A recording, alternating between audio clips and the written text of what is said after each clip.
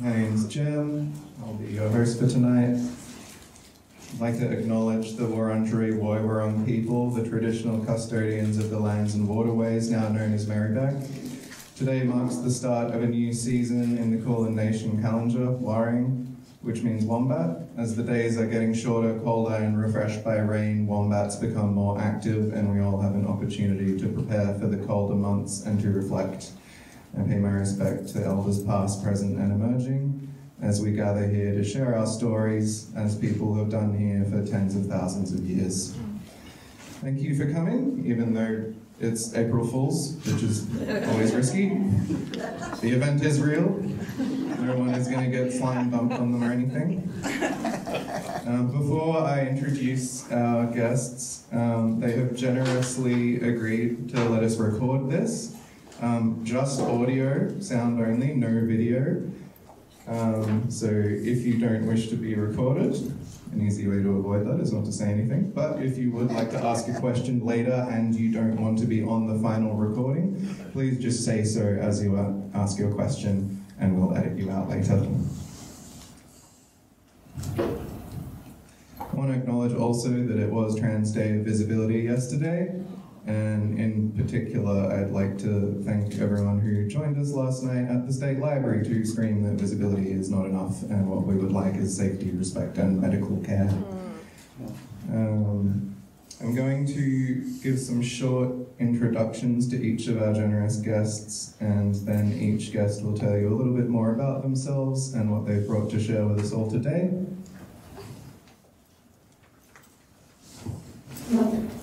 Tiger Salmon is a queer artist and writer based in Nam. Tiger creates exhibitions, storytelling events, and zines that connect queer and trans folk with our vibrant and raucous history. I don't think I've ever had to say that word out loud. Is that how you say it? Okay, I have heard that word. Julie Peters worked at the ABC for 50 years, during which time, in her late 30s, she became the first employee to openly transition. As well as being a media professional, she is a doctoral researcher, a teacher, a sessional academic, cabaret performer, writer, parliamentary candidate, and environmentalist. You want to leave some jobs for the rest of us? I do one at a time.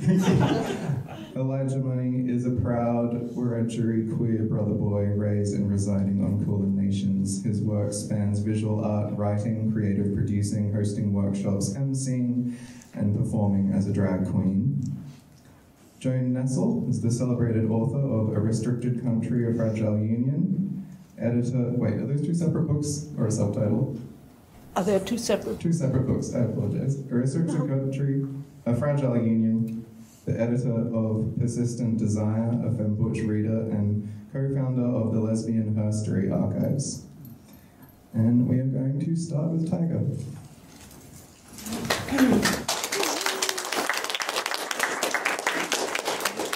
Hi everyone, thanks for coming.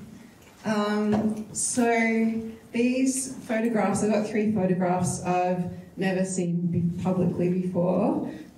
Images of my friends Nezra and I in our God jackets. So I was 21, that's me on the right, and this is a time when I started a magazine, a zine initially, called Wicked Women, and at the time Dykes had a really bad PR problem. We were known for being hairy, man-hating, and yeah, a bit rebellious. And when I looked around at my friends, actually we were all just really gorgeous. Sure, we didn't shave our legs, and I did not know many cis-het men. That's true. That part's true. But we were really gorgeous, and I wanted, So Jasper, my partner, and I decided that we needed that represented, and we needed to share that with our community. So we started this scene. And we also started a club called the God Squad. So this is us in our God outfits. What did it stand for? What? What did it stand for?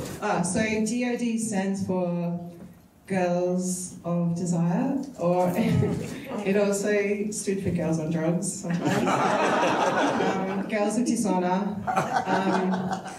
Our gay boyfriends got jealous, so we let them join and they became guys of just grace. So I could kind of stand for anything. It was pretty fluid. We were very fluid. We're into fluidity. Actually, I still am. So it was actually quite a rebellious act to wear lipstick as a lesbian in the late 1980s. And so I wore as much lipstick as I could and would put it on publicly as a protest, and then put kiss marks all over everything I could. So that's what we're doing here.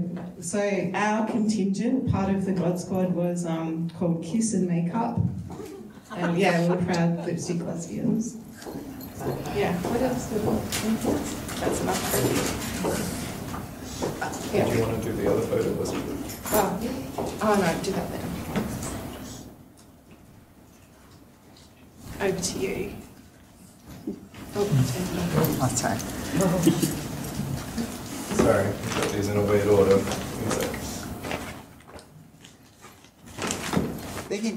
Being invited to Glenroy Library, I just couldn't help but look at this. I did 4 years of primary school in Glenroy. I was at Corpus Christi, which is about 400 metres from here, from 1959 to 1962.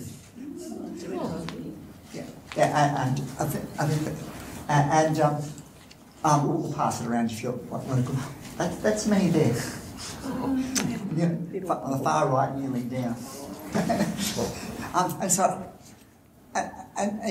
That was a very stressful time for me because around about that age, I had just discovered, my parents were really insisting I had to be a boy. And so we lived in Broadmeadows, so a Broady kid who would travel down to Corpus Christi, and that was because, my parents were insisting I had to go to a Catholic school, and that was the closest Catholic school that had grade 3. It was about a 3K walk, and I was quite fit in those days. But it gave me a bit of privacy because I wasn't quite yet, but I was on the way to becoming the oldest of 9 children. And it all sounded a little bit Catholic. Joseph, Michael, Patrick, Christopher, Jerry, David,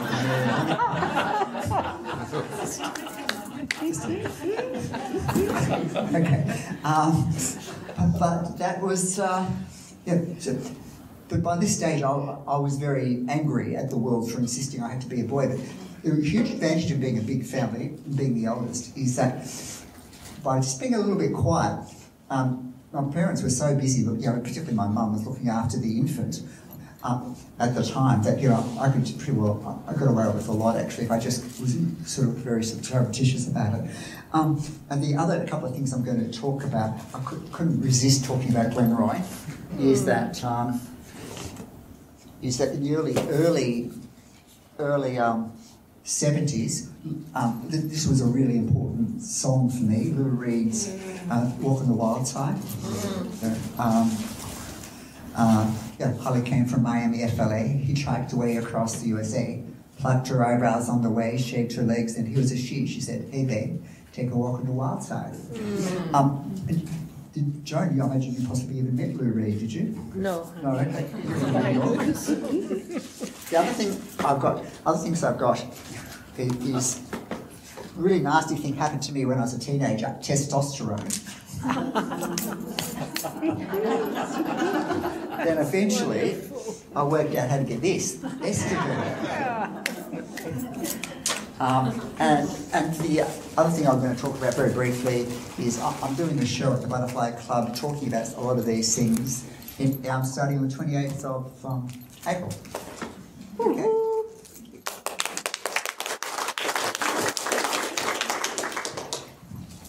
Mine all feels a little bit vapid after such wonderful content. I'm really old. No, get out, goodness. Hi, I'm Eli. I don't know if you can tell that this is actually a photo taken in just squatting in that corner there. So really glad that that's made it up. So this postcard brings 2 memories back, 2 moments in time. The first is I look at the sweet, joyous faces in the artwork, and it reminds me of being a teenager and growing up with my beautiful 3 sisters. And I used to be quite the glamour queen, which I think maybe makes sense as to why I ended up a little bit of a drag queen. So we'd all be fighting for a spot in the mirror. I mean, take turns of waking up half an hour earlier than the other, then the other one would sleep in, we would snooze each other's alarms. And yeah, it was always a battle in the morning for, a really intense face of makeup. And yeah, growing up rural Victoria, that felt pretty quirky, pretty quirky. We had to travel hours to get to our high schools. So that's one really fun memory that I adore. The other is where I actually picked this postcard and this artwork up from was when truly just a year ago, when I went to Bangkok to get top surgery. So because I was priced out in Melbourne, it was just, trans healthcare. Hui, that's a doozy. But yeah, as someone who wasn't able to be on private health insurance ever, but especially not in the lead up to prepare for a big surgery like that. But yeah, I was incredibly fortunate to be able to go to Thailand to receive that. And it was my first day out of being completely horizontal for weeks. My friend who I had paid to come with me took me out in their arms, and we went to the Bangkok Gallery, and I picked up this postcard because it made me think of that first memory. Yeah, so it was really good. I think fun, happy memories, but again, quite personal and nothing quite radical. It's a delight, it's a honor, it's a privilege. But yes, that's my little postcard. Excellent. Thank you.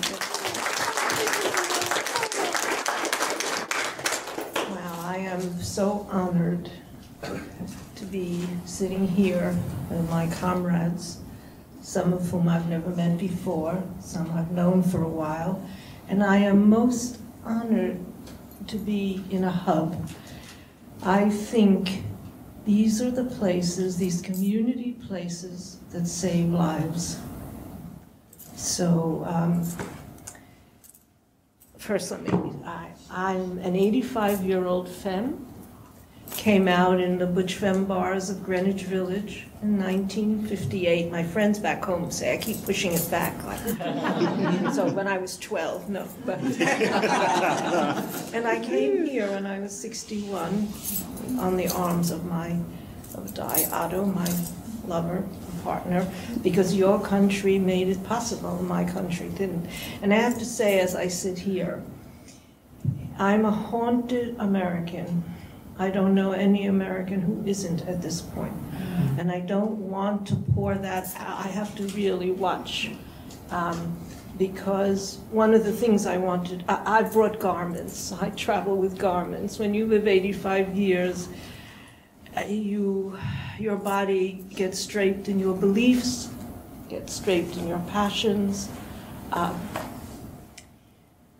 what I wanted to share with you first is the cover, the photograph of this book. So this is taken in front of the only lesbian little café that existed in Ljubljana in Slovenia. It had been firebombed. And these are the women sitting, holding vigil to protect it through another day and night. And on its walls it says, "Death to all queers." This is 2010. Now, why, first the fact that Di and I were asked to meet with this community in Ljubljana. I'm born in the Bronx so many years ago. To have these honors, the honors that our communities, that we give to each other, like in this hub, listening to each other.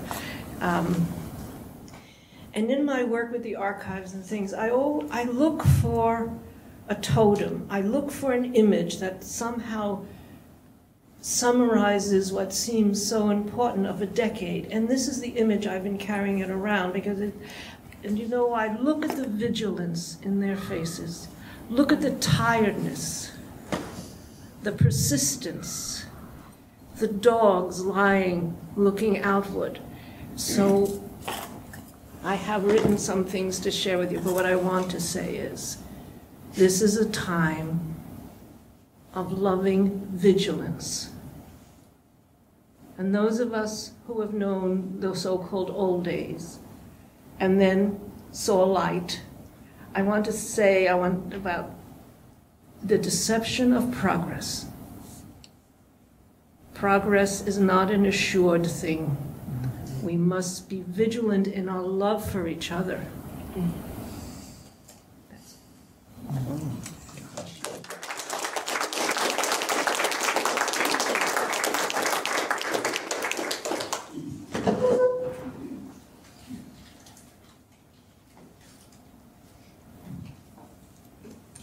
So, rather than do a roving mic thing where I'm going to fight through the forest of chairs and probably fall over because I'm sleep deprived, if you raise your hand and I call on you, just say your question and I'll repeat it so that it ends up on the recording properly.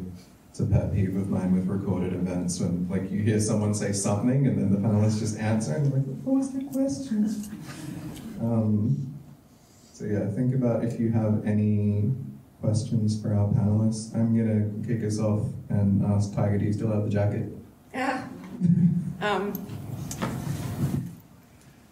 The jacket is actually at Australian Queer Archives. Wrapped in tissue paper in a beautiful archival box. Yeah. As it should be. All right, anyone from the audience yet? That's okay. Ooh. My name's Dan. Just in terms of generations, I guess, to get the spread across the panellists without being too rude asking your ages, where do you sort of sit? Yeah, so the question is, where do you all sit in the different generations? I think it's going to show up on the recording anyway, it's fine. I'm 58. I turned 58 a month ago, and I'm Gen X. That makes me Gen X. I'm a proper boomer. So I'm 74 next week. Oh, gee. It feels pretty funny that I'm here in this context. I don't know if you can tell, I'm the baby of the I truly just turned 28. I am on the cusp of millennial and Gen Z. Yeah. And as I said, I'm 85. And may I just say something? This is... okay. I'm the one who gives little speeches, didactic speeches. Beware of these generational summations, because I think they're just ways to, what's the word, make commodities of us, and nobody. So for me, they have absolutely no meaning. I don't, because before that, but I see. So I'm sorry. That's it. No, sorry. Gorge. Yeah. We do have a series of questions that we prepared earlier. I'll start you off with a really easy one. Good. What does pride mean to you? You can mic stuff. Enchanté. I mean, I think of pride and I think of a few different strains. I think of the pink dollar, that Mardi Gras, sorry, I'm going to throw out terms. I don't know if that's legally sound, but I'm going to do it. Sue me if you will.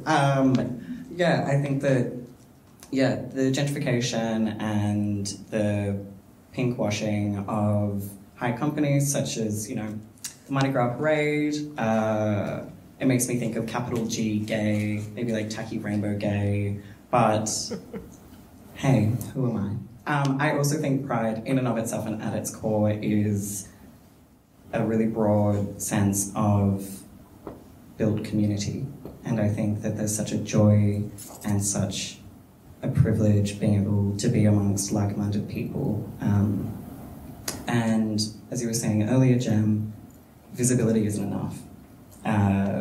Safety is essential, and so is respect. So I think that those things ultimately make up what the nice version of pride for me. Yeah.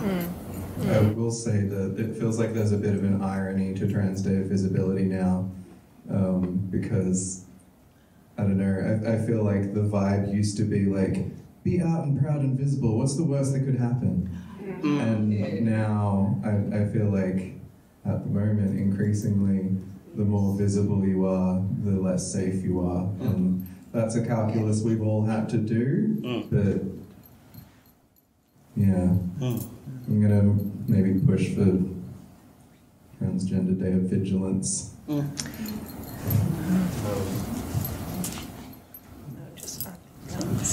Pride for me now means a sense of our connected communities. And the warning not to leave anyone behind at the borders. Meaning, I've come from a time before gay liberation. And when we were building a movement, we were so sure of our certainties that we created new exiles as we built our freedoms. Yeah. And I think pride for me now, and maybe this is old people's pride, or not pride, but it's the insight into never be so certain that you can't see, that you can't question what you think you know for sure.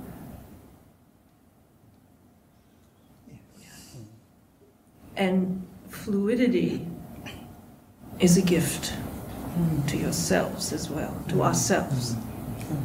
Boy, I don't know what's going to come out of my mouth tonight, but all of us together, it's a wonderful mosaic. What a joy, right? For me, pride does seem to be about trying to get as many individuals, up the ladder as possible. And I guess the ladder I'm talking about is you're moving from having the basic necessities in life to having healthy lives, to having some agency, and then making our lives works of art. I just love that concept when I first heard it. I've been doing bits of public speaking and things, talking about being out since the 80s, because I was invited. I haven't. So I guess what I try to do, like even my show, is about trying to demythologize trans and basically get people to understand what it feels like to be trans, and hopefully engender a bit of empathy. But I do see that in the mid-90s I ran for the Australian Democrats, and I was very out trans person running for the Australian Democrats. But I thought, well, if I do 5 years' work, by 2000 we'll have this totally sorted. And something what you said earlier, Joan, was that progress isn't determined. We have to keep fighting for progress. Yes. Pride for me is an opposite feeling to shame, and pride contains a lot of joy and a joyful exuberance in being true to myself and being around other people who are being true to themselves. And so it's about having the courage to push back all those messages that we get, that I certainly got as a person born female, around how I should look, how I should sit, how I should behave, how I should express my sexuality. Push all that back and find out who I actually am and what I really believe, and figure out my moral compass and have the space to kind of mess up and get messy, and in order to figure out my moral compass, I think that takes a lot of courage. And so when I look at those photos of myself at 21, I feel really proud. I feel really proud of the courage that it took me to make those choices to really honour my truth.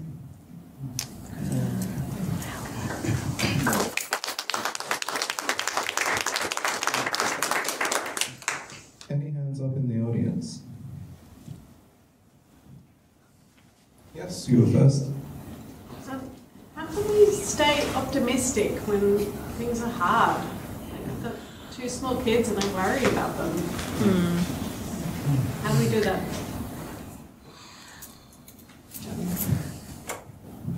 Well, just first, the fact that you came here tonight and the fact that the wonderful people who organized this did it.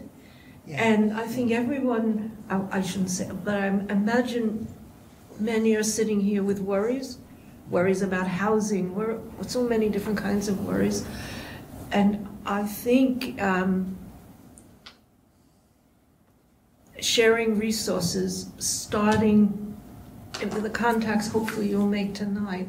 I mean, life, I think Joy was so important, Tiger, when you said that. Desire, we are peoples marked by desire. And desire is a life-giving thing. And they've never been able to drum it out of us. So I'm just saying, I think being with others, don't get isolated. Stay with community touch. Yeah, beautiful. Part of me just feels I have to be optimistic because I can now be my true self compared to the first few decades of my life. But I totally understand that there's lots of forces that don't want me to be my true self. But there are pockets. I've got a friend who's living in Cambridge at the moment who is getting really stressed about the UK during Brexit. But I thought, well, but you're in Cambridge, you're in a lovely little pocket. And I'm thinking, I'm in a lovely little pocket at the moment too. That can change, and we've seen how things can change really dramatically, really quickly. We've seen it in the US at the moment. We've seen it in other, like we saw it in Germany in the 30s. Things can change really quickly. And it just needs people to stand up and, sometimes standing up you get hurt, but at the moment I'm still standing.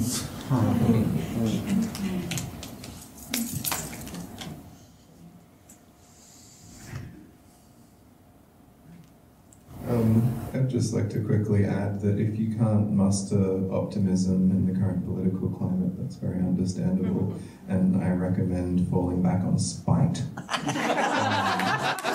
I feel I put off, I put off a lot of transition stuff because I assumed the longer I waited, the easier it would get, and that I saw they let you do the passport thing, that's getting cheaper, that's getting whatever. And then I noticed oh shit, it's getting harder again. And the fascists are getting loud, and so I sort of went, okay, well, fuck you then. I'll do what I want. So yeah, try and cultivate that. If you can't cultivate optimism, just be contrary. Sorry, we had another question. We have a grandchild who's transitioning from male to female. She's quite young still. And we see her in all sorts of emotional strife because of believing that she's not accepted. She's accepted by her family and her broader family, and we'll do anything to support her. But, for example, she won't go on the public transport to school because by the time she gets there, she's so full of anxiety at what people might say or do or hurt her that she can't concentrate, up until lunchtime. So her mum drives her. She hasn't progressed very far along the line of, medical intervention, certainly not surgical intervention. I mean, she's too young to legally have that done, I think. But you interested me too with saying that these things are possible overseas, and not just that, but how can we help her more than we do? We've tried to get her interested in things that happen here. No. We've tried to get her interested in, the boxing for girls that's conducted in Coburg, because that's sort of a good defence mechanism, if you like, and it's girls only. We've tried to get her to go places with us, and she will, but selects them, even not feeling safe when she's got two people who would protect her to the end. So there's a huge spectrum of questions I'm flinging open, but starting with you, dear soul. Yeah, absolutely. Can I ask how old? Just quickly. 17. Ah, superstar. Okay, that was also going to be my first question. I mean, I started transitioning medically about 4 or 5 years ago, so that was for my body, that felt like quite a quick turnaround. But I think with your granddaughter, I found, I'm going to rephrase. I'm going to speak from my experience as well. So I thought that once I considered myself as even mildly passing as a cisgender person, a very flamboyant gay one at that, but nonetheless, I thought that would grant me ultimate joy. And I thought that not having the double takes, the stares, the questions, the snub, I thought that would all go away, first and foremost, and I thought that would be how I found joy and peace and happiness. And I realised that was actually kind of transphobic and fucked up thinking that I had rooted for myself, in the sense of transgender people having to look or perform a certain way, or even aspiring to cisgenderism is a ick, yucky. But for me, I do love the binary side of things, so I know I'm conscious that that's a bit rich. But that being said, I think that I thought I would have all of these medical things done, and I did, and I loved it. No regrets. I'm so stoked. I do think that I thought medically transitioning the way that I did would, again, resolve these personal problems and feelings when, partway through, starting things, wherever. There was always a part of me looking for something more, the next step, the next thing will make me feel better. The next part, once that changes, then I'll feel better. When really, again, from my experience, I just had to do a lot of therapy. And I think that that's without shame. I love therapy, but I've been in therapy for about 12 years. Quirky. But more so related to queerness, I suppose, the past, 9 to 10 years. I've been in therapy with that on the brain, being like, oh, I think I like girls, and then being like, oh, no, I don't think so at all. I think something else is up. But I think that form of self-acceptance and that self-confidence and building that and trying to encourage those things, and I'm hearing what you're saying as well with the concern of wanting to build and create community with her. I think that my initial thinking, as a non-medical professional, by the way, would be doing some introspective stuff with her. And whether that means, I'm not sure if there are any other girls in her situation or people in her situation at her school or even in nearby suburbs and whatnot, but I feel like my dream of being able to help her navigate that would be bringing community together of similar age and demographics to connect and bond, and then I would love to hope that would build up her confidence. Thank you. Yeah, I don't know if that was the right answer or if there is a right answer. It's all good. It's all good. I've got a nephew about the same age who's refusing school at the moment. He's not trans, he's cis. And everybody in this room, I'm sure, has some limits to where they're willing to go socially, places they're willing to go. So to that extent, I don't see it as totally different to everybody else's experience. We all get stressed. Awful lot of kids, like I said, my nephew's really stressed about going to school. Maybe I've got my age slightly wrong, because in 2020, the start of COVID, he was starting year 7. And so he did his first 3 years at high school at home. And I think that's made it difficult for him because that was huge for me, high school. But of course, they sent me to a boys' high school where Christian brothers weren't very nice. But I think there's so many. It's about searching, I think, for where. We all have to search for where our social group and where we're comfortable. Some people, that's church. I was talking to Sky earlier, and she was saying that she's got a group called Silent Reading. So it's where people go to one spot and all read and don't even have to talk to each other. Yeah. I just love that concept. But so I said my gut feeling is it's more general than for being trans. It's just part of living in a complex society when we're individuals, and we really want to be individuals, but we don't. But we have to fit into a world. And from a safety point of view, I was very conscious in the 1970s, in particular, that if I could pass as a female, I would be safer than if I didn't. Thank you. I can just say. It sounds like I'd be scared catching the train. Like that sounds realistic to me. But I would encourage peer support as well.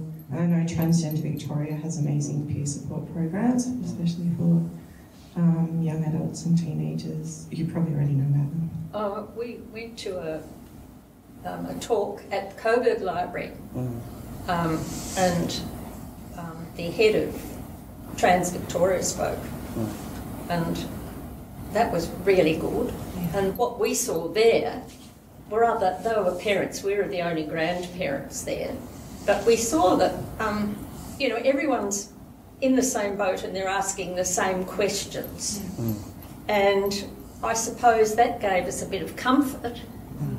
But I find it really difficult for this lovely person who's only just met another trans person, and they've just been friends for, a few months, let's say. But they do come to each other's house and... At school too. And school, yes, and hide away playing Pokemon or whatever. But it's an isolated sort of life that she's leading. And, I don't know how else you get people out and about, but your suggestion's a good one. Yeah, they have amazing programs for families as well. So there's peer support for the individuals, but also the grandparents and parents are most welcome. Okay, thank you. Yeah, it's amazing. It's beautiful. I've also got a couple of leads that I can talk to you about afterwards if you like. There's the My Rainbow Youth Group at Oxygen Youth Space in Coburg. They have an all LGBTQIA plus youth group that meets, I think, monthly. -18 is another really good resource. They do all kinds of events, and so they have like queer prom and stuff for under 18. I also sing with Gay and Lesbian Chorus, although we're about to change our name to Melbourne Pride Chorus, but they have a youth chorus from 18 which is, she's almost 18, 18 to 30. So, and they've got an amazing range of gender diverse people in that chorus. There's only about 20 people, so it's not too intimidating. How gorgeous. You've got to get the person to go. To want to go, and... Well, part of it is just knowing these things exist. Yes, that's true. Just be able to suggest them. Like for example, has she gone to Midsummer Carnival Day? No. Sorry. No, I was going to suggest some of this does remind me of the 50s, coming out in the 50s and taking public transportation and being called a freak or are you a he or a she and all. But what I was, it reminds me also of conversations of gay parents in the 60s, and they formed a group, P-Flag, Parents for, and I'm just thinking, and this is, wouldn't it be something if you found other grandparents of trans children or trans young people, and you started a group?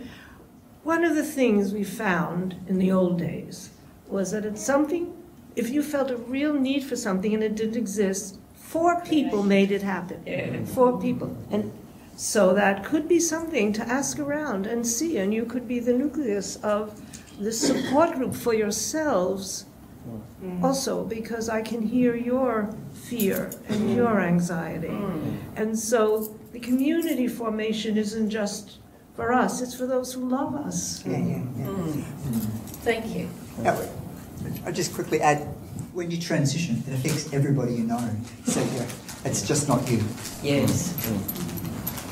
I would like to just say that I have an education background, and I dealt with teenage girls in schools, and the school that I finished my career in celebrated diversity, and I feel, you know, I'd probably encourage you and maybe the parents of your granddaughter to maybe approach the school about levels of celebration or levels of feeling like your granddaughter is a person who belongs very much in that school.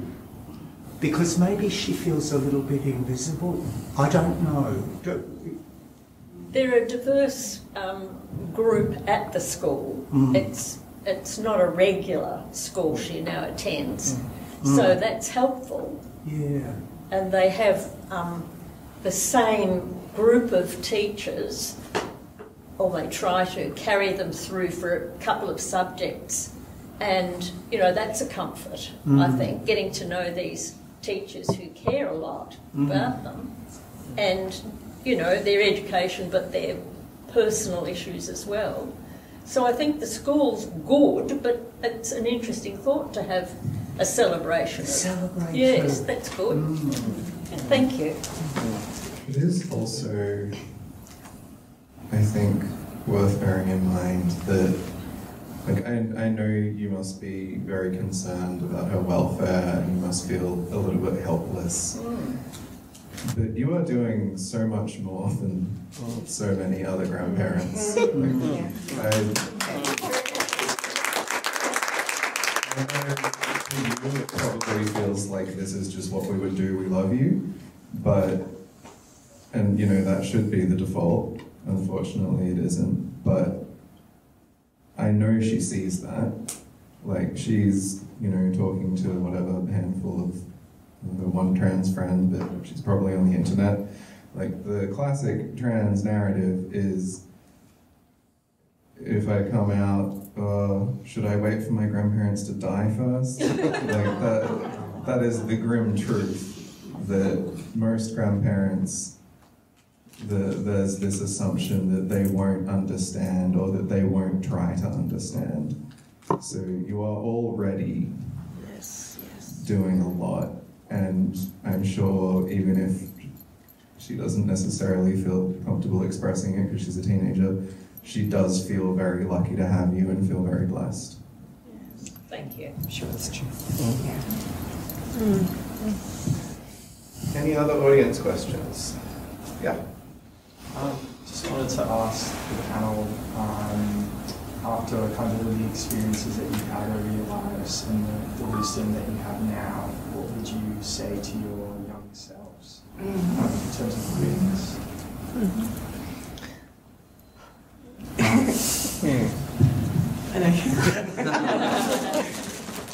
To my younger self? Actually, that's really hard. I would say, keep going. You're really amazing. I'm really proud of you. Yeah, I guess I would say just hang in there. Eventually you figure out how to make it happen. I feel like I would say to my, I'm going to say childhood because I feel like it's a bit.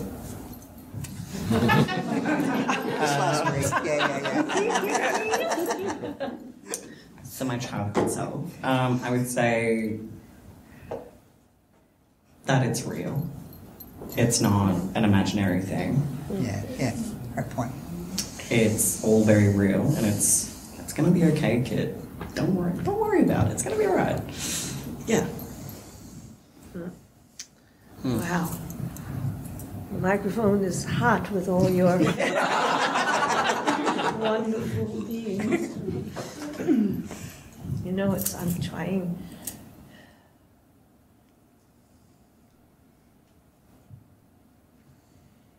It's hard for me, it's interesting, because I want to tell that younger person to do something better, which is that I wish I had loved better.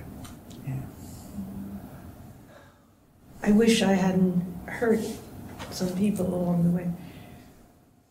But somehow, and I won't go into it, but I didn't have a usual childhood, and I had to fight to live almost from the very beginning.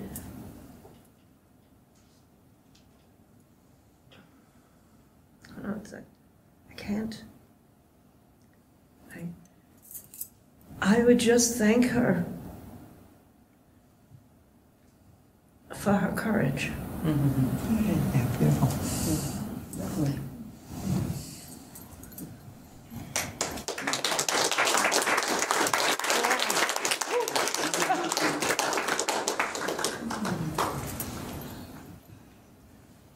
Any other questions? Connor? Yeah, how are you finding ageing and ageism in the community, especially once you get to your 50s, we're pretty well seen as invisible, and that nothing sort of seems to really exist for that. How are you finding that in your lives at the moment?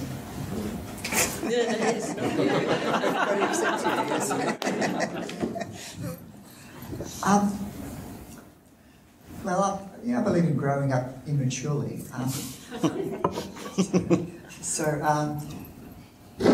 Yeah, my hair's whiter than yours, but I don't show it.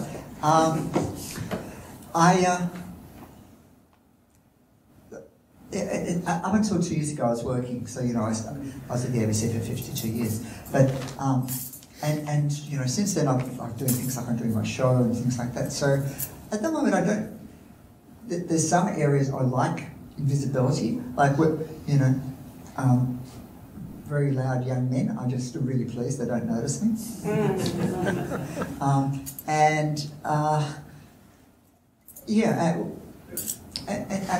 I don't really feel invisible because I've got so many connections with the choirs I'm in, and people are like coming to sessions like this, and the fact that I'm in a big family. But the fact that I think the reason I joined a choir is because I'm so used to a house full of people that I can't, I like lots of people around. And I think so from that point of view I'm sort of active there. But but sometimes when I'm just feeling like I'll go out for lunch just by myself because I just want to feel like I'm part of a crowd. So that's part of the way I just, there's lots of little things I do. I don't have a solution. Yeah, I don't feel invisible either. I'm loving getting older. Like I feel happier in my skin as I get older. I feel I have recently stepped into the idea of being old. And kind of realizing that I have a responsibility to my community to reconnect with my past, my life in my 20s, and tell the stories of that time and share those.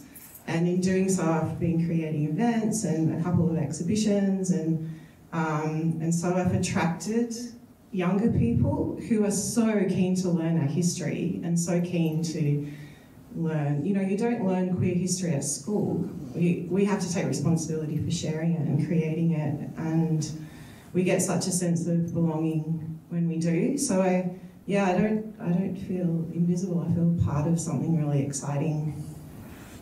Yeah, that's great.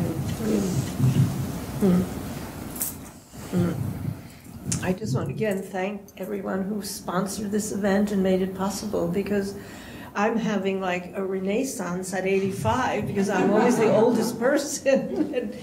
But I want to say, just for me, intergenerationality is crucial. Yeah. And I like Tiger, I worked with the Lesbian History Archives that I co-founded in 1973, and it's living strong in Brooklyn. And if you ever get to Brooklyn, please go, as long as we have it. And but I will speak of some things. I'll speak about, so I have certain physical problems, and one of the real challenges, people say, well, we want older people here.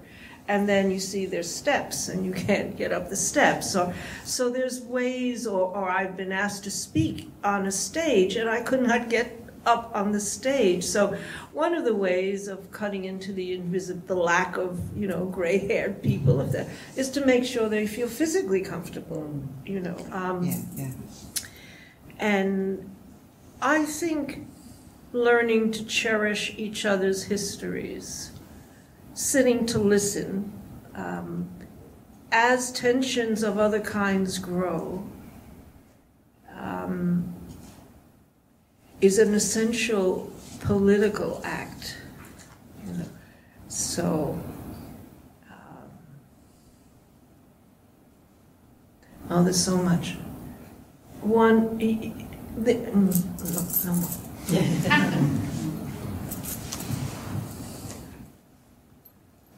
Can I just add to that? Now there are a lot of sort of senior groups popping up everywhere, which Julie has spoken at quite a few of them. And they're, just for the older LGBTQIA people.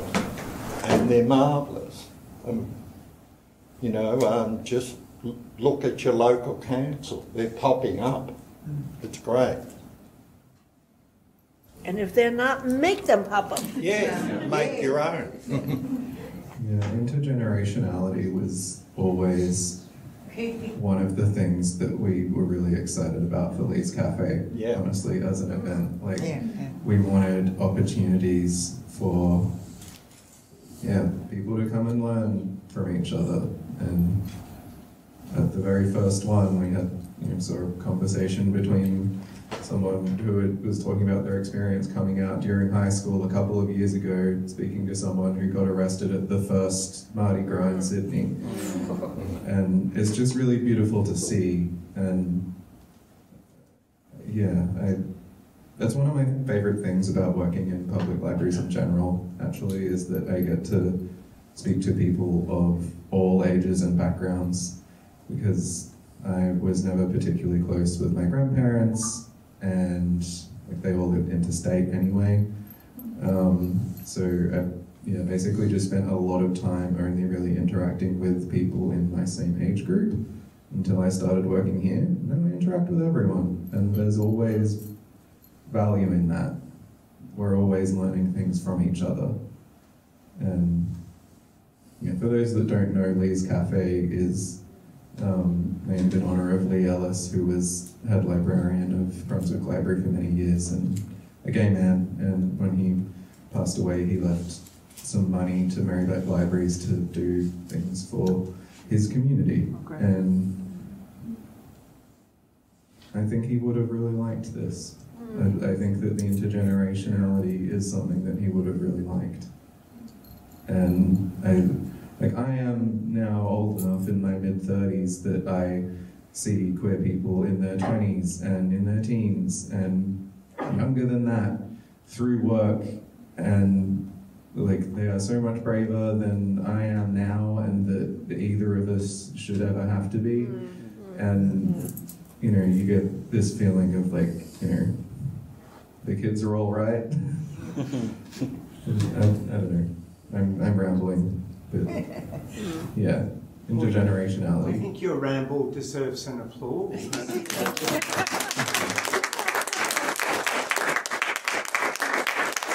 I didn't used to be a public speaker, but they keep making me do this. I'm going to single out Sarah now, who is at the back, who Lee's Café is their baby.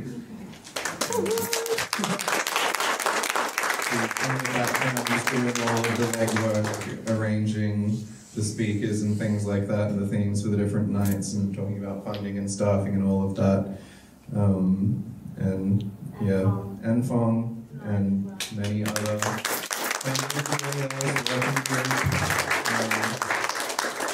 and all of the other staff at Merri-bek Libraries who support us, especially Bernadette from community programs.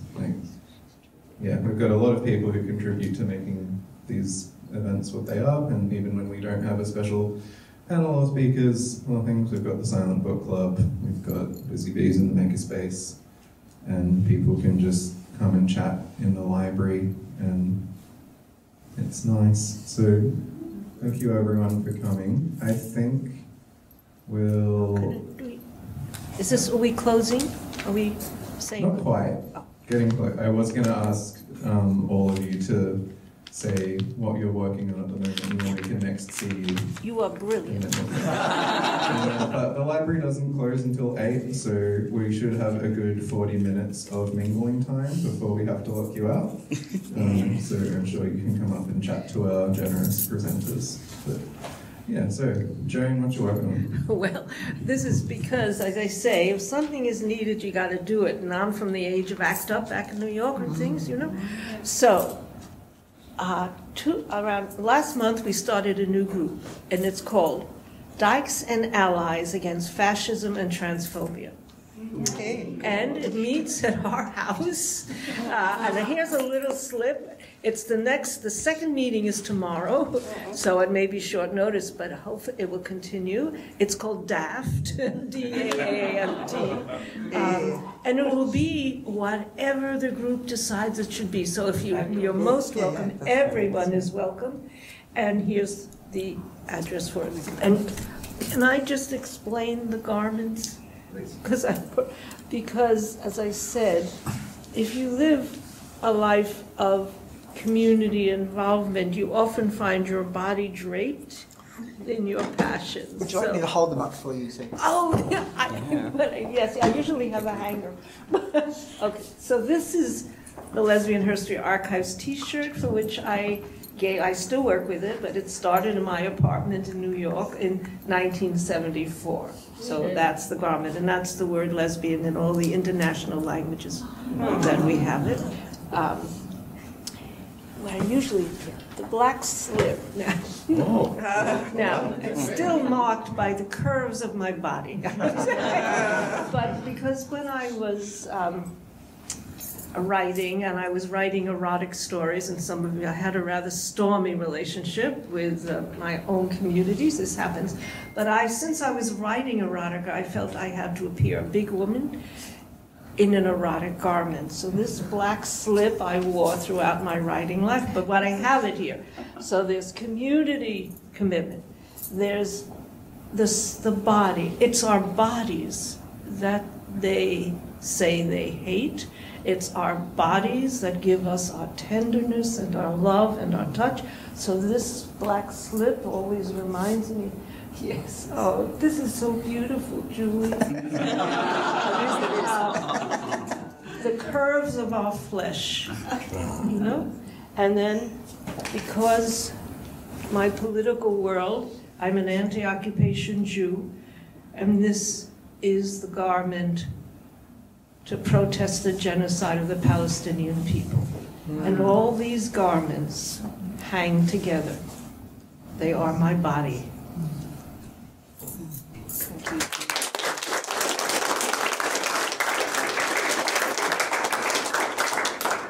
Such a superstar. I feel so privileged.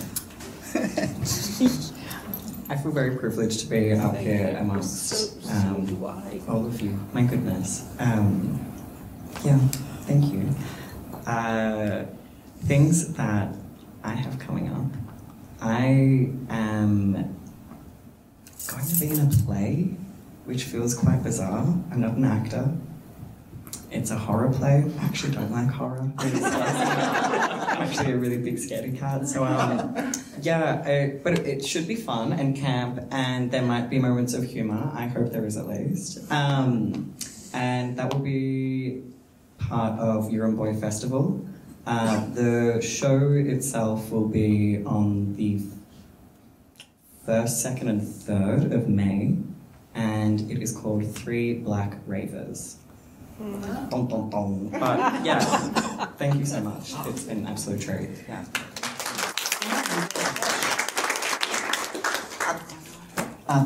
My next project is called Identity Quest, a trans existential drama, and there's flyers on the table, and I've got some flyers here. It's at the Butterfly Club down in Melbourne, and it is I'll share this secret with you. It's because not enough of you have read my PhD. What I've done is I've turned my PhD into a cabaret.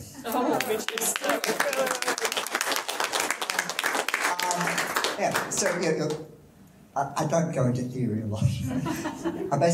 I tell the story, and basically what I'm trying to do is demythologise trans, because I think, particularly with the anti-trans stuff happening at the moment, by telling, I don't hide from the negativity that I had growing up, but it finishes with me feeling very positive about myself and gender diversity in the world, and so I actually just trying to. See, when I grew up, there was so much crap out there about what trans was. So I'm just trying to, in my mind, tell the truth. Yes.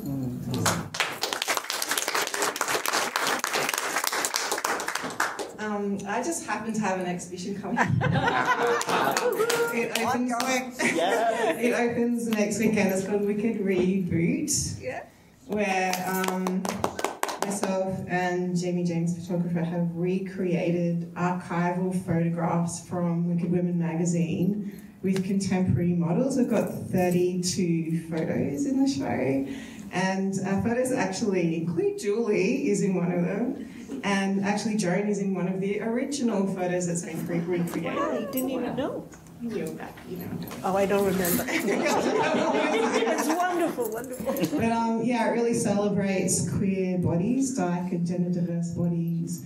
And it's about, I realise what it's about. It's about having an antidote to mainstream society and having our gaze reflected. There's a lot of desire in the room, and there's intergenerational, like you can see the queerness that is in all of us, no matter what age we are, no matter when we came from. Like, I recognise it in Claude Cahun, who's lived 100 years ago. So we recognise it in each other. Yes. And in the photos, you can see what has changed and what remains. So come along. It's at Unassigned Gallery in Brunswick.